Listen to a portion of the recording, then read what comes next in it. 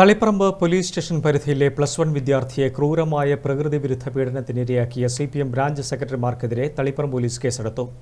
മുയ്യം പടിഞ്ഞാറ് branch secretary രമേശനും Muyyam branch secretary അനീഷിനുമെതിരെയാണ് കേസെടുത്തത്. ഇരകളായ സുഹൃത്തുക്കൾ നടത്തിയ തന്ത്രപരമായ നീക്കത്തിലാണ് രമേശൻ അറസ്റ്റിലായത്.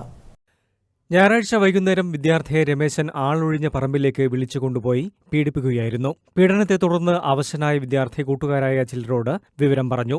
അപ്പോഴാണ് അവരിൽ ചിലരും രമേശന്റെ പീഡനത്തിന് ഇരയായിരുന്നുവെന്ന് മനസ്സിലായത്. തുടർന്ന് പീഡനത്തിനിരയായ കുട്ടികൾ രമേശനെ കൈകാര്യം ചെയ്യാൻ തീരുമാനിക്കുകയും പീഡനത്തിനിരയായ വിദ്യാർത്ഥിയെക്കൊണ്ട് രമേശനെ ഫോണിൽ വിളിപ്പിച്ച് സംഭവം നടന്ന സ്ഥലത്തെത്തിക്കാൻ ആവശ്യപ്പെടുകയും ചെയ്തു.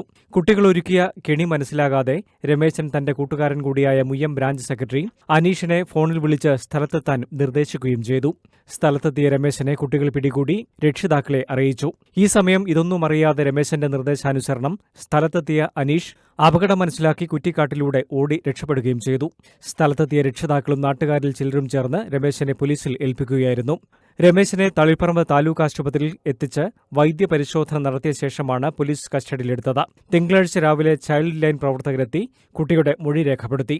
രമേശനും അനീഷും ചേർന്ന് വേറെയും കുട്ടികളെ പ്രകൃതിവിരുദ്ധ പീഡനത്തിനിരയാക്കിയതായി പോലീസിന് സൂചന ലഭിച്ചിട്ടുണ്ട്. 2 കേസുകളാണ് പോലീസ് രജിസ്റ്റർ ചെയ്തിട്ടുള്ളത്. 17-കാരനെ പീഡിപ്പിച്ച കേസിൽ രമേശനെതിരെയും മറ്റൊരു ആൺകുട്ടിയെ പീഡിപ്പിച്ച കേസിൽ രമേശനും അനീഷിനുമെതിരെയാണ് കേസുകൾ.